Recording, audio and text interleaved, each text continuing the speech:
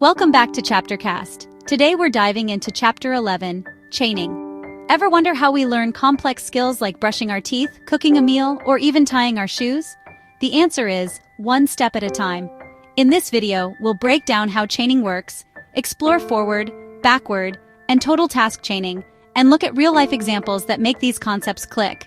By the end, you'll see how chaining builds independence by linking small actions into big accomplishments. All right, everybody, let's talk about your morning.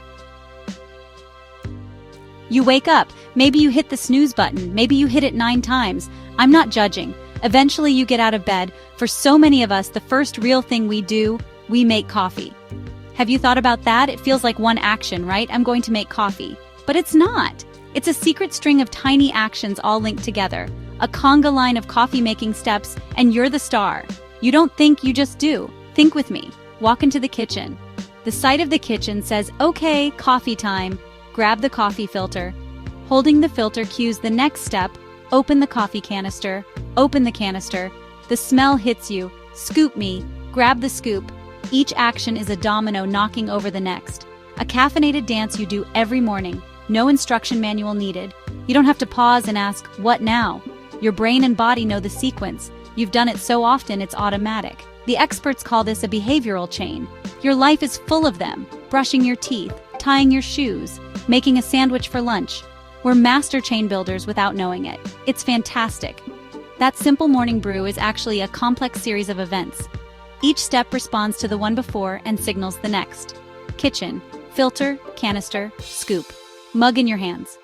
Understanding chaining is the key to learning new skills and teaching others. It's simple, it's powerful, and you're already an expert. So we've established that you're a coffee-making, chain-building superstar. But what does that really mean? Let's break it down. A behavioral chain is just a fancy term for a series of specific behaviors that are linked together to get something done. Think of it like a pearl necklace. Each pearl is a single small action. It's pretty on its own, but when you string them all together in the right order, you get something beautiful and complete, a necklace.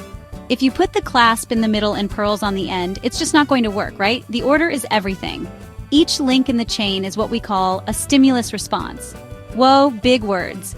But don't worry, it's super simple. A stimulus is just a cue, something you see, something you hear, or something you feel that tells you what to do. The response is the action you take. In a chain, the result of your action becomes the cue for the next action. Remember our coffee example? Seeing the coffee machine, that's the stimulus, makes you grab a filter, which is the response. Now, holding the filter, that's a new stimulus. Makes you open the coffee canister, which is the new response. It's a beautiful little loop. Each step signals the next one. This stimulus response pattern is the engine that drives the whole chain forward. It's what makes the sequence flow so smoothly that you barely notice the individual steps. It's like learning the lyrics to a song. At first, you have to think about each word.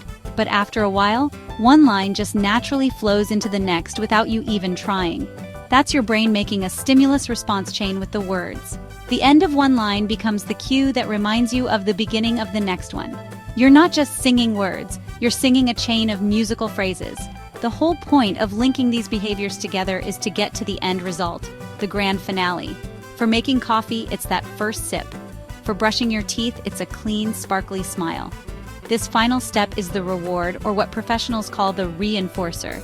That reward is what makes the whole chain worth doing in the first place.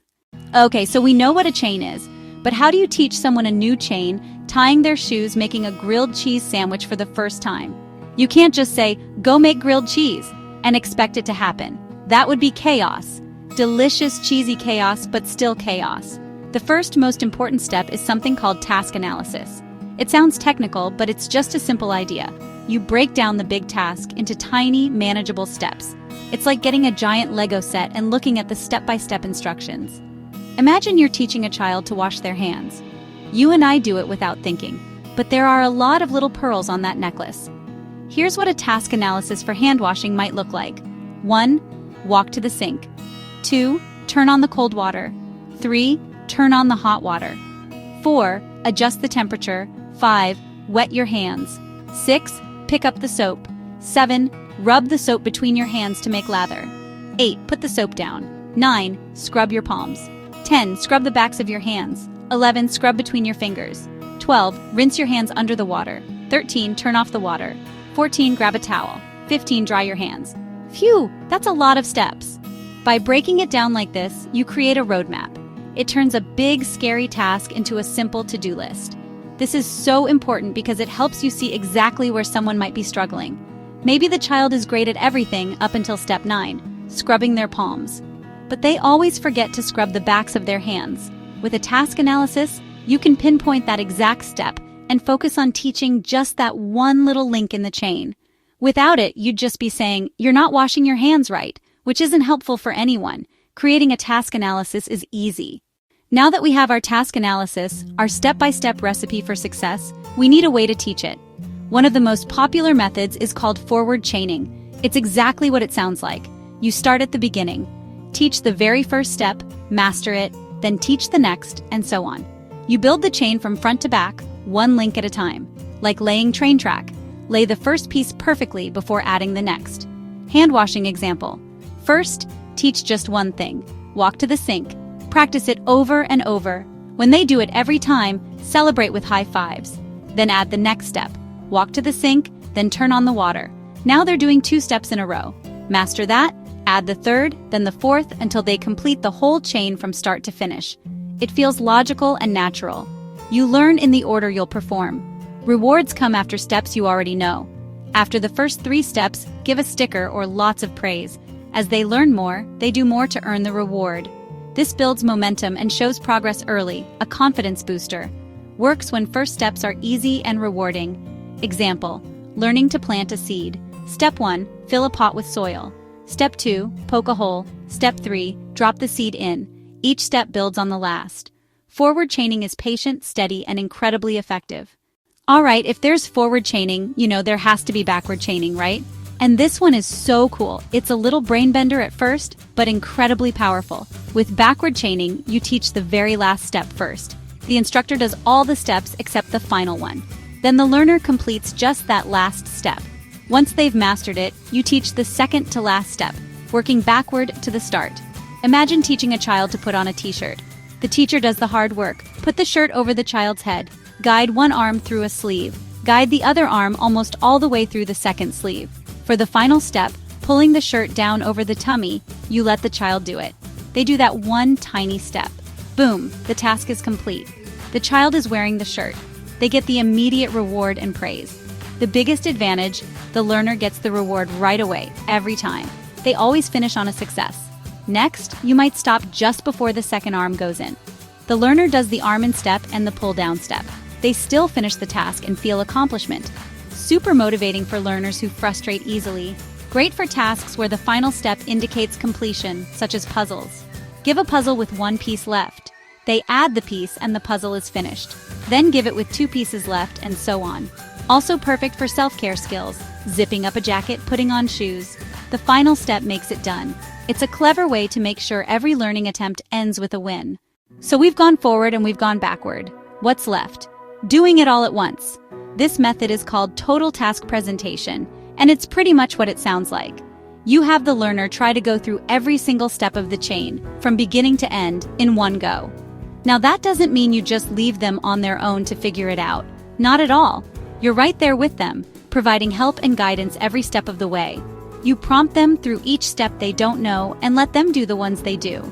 Let's make a peanut butter and jelly sandwich. Using total task presentation, you and the learner would stand at the counter together. You'd say, "Okay, let's make a sandwich. First, get 2 slices of bread. If they do it, great. If not, you might gently guide their hand to the bread bag. Then, now, let's open the peanut butter jar." You'd help them twist the lid if their hands aren't strong enough. You go through the entire sequence, scooping the peanut butter, spreading it, getting the jelly, spreading that, and putting the slices together, providing just enough help for them to be successful at each step. This method is great because the learner gets to practice the entire sequence in every single learning session. This can help them understand the flow of the activity and how all the steps connect to each other much faster than learning one step at a time. It's like practicing a whole dance routine instead of just practicing the first 2 steps over and over. You get a feel for the rhythm of the whole performance. It's a very holistic way to learn. Total task presentation is often the best choice for learners who already know some of the steps in the chain, or for those who have a longer attention span. It's also really good for tasks that aren't too long or complex. But for a 10-step chain like making a sandwich, it's perfect. The key is the guidance. It's all about teamwork. Forward chaining, backward chaining, total task presentation are the big three. They're like the superstars of teaching, but sometimes you need a few extra gadgets in your behavior change toolbox. There are lots of other clever strategies you can use alongside these methods to make learning even easier and more fun. One of my favorites is video modeling. This is where the learner watches a video of someone, maybe a peer, maybe you, maybe even themselves, correctly completing the task. They watch the video and then they try to do it. Kids love screens, so this can be a super engaging way to learn. Another fantastic tool is using picture prompts or a written task analysis. This is like having a visual recipe. For each step of the chain, there's a simple picture or a short sentence. Imagine a chart next to the sink with pictures for each step of brushing your teeth. A picture of a toothbrush, a picture of toothpaste being put on it, a picture of brushing, and so on. The learner can just look at the pictures to see what comes next. This helps them become more independent because they don't need an adult to tell them what to do. They have their own visual guide. Then there's something called self-instruction. This is where you teach the learner to be their own coach.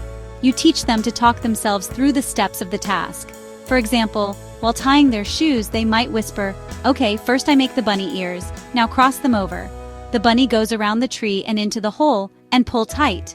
This internal chatter helps them remember the sequence and focus their attention. It's like having a helpful little voice in your head, and it's a skill that can help them learn all sorts of new things later on. And let's not forget graduated guidance. This is a fancy term for providing just the right amount of physical help and then fading it out. When teaching someone to use a fork, you might start with full hand-over-hand help, guiding the fork to their mouth. As they get better, you might just gently touch their elbow.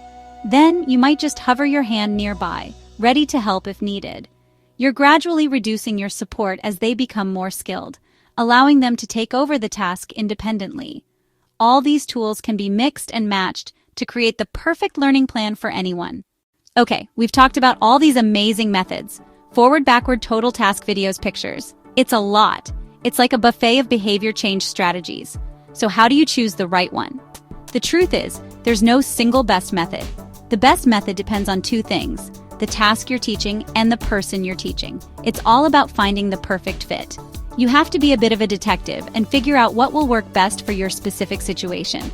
First, think about the task itself. Is it a task where the end result is the most exciting part? Like putting in the last puzzle piece or zipping up a coat to go outside? If so, backward chaining might be your winner because it gets the learner to that fun, rewarding final step right away. On the other hand, if the task has a lot of steps and the early ones are pretty simple, forward chaining might be a better bet. It allows the learner to build a solid foundation and gain confidence from the beginning. Next, and most importantly, think about the learner. What are their strengths? What do they find frustrating? For a learner who has a short attention span or gets discouraged easily, backward chaining can be magical because every session ends in success. For a learner who is a quick study and can already do some of the steps, total task presentation is probably the way to go. It avoids reteaching what they already know and lets them practice the whole flow. You have to be a good observer and see what makes the learner light up. Don't be afraid to mix and match or to switch things up if something isn't working. Maybe you start with forward chaining to teach the first few steps of making a bed, but then you realize the last step, placing the pillows, is really fun. So you switch to backward chaining for a bit to capitalize on that motivation. Or maybe you're using total task presentation, but you add picture prompts to help the learner be more independent. The goal is progress, not perfection in following one single method. Be flexible, be creative, and most of all, be patient. Go out and build some chains. So there you have it. The secret world of behavioral chains isn't so secret anymore, is it? You've got this. That wraps up Chapter 11 on chaining. If this walkthrough was helpful, please give the video a like so that other students can find it too. You can always use the timestamps to review key sections or head to the playlist to continue with the next chapter. Subscribe to ChapterCast for more chapter-by-chapter study guides, and let me know in the comments which concept you'd like broken down next. Thank you for learning with ChapterCast, where textbooks become study-friendly lessons. See you in Chapter 12 for behavioral skills training procedures.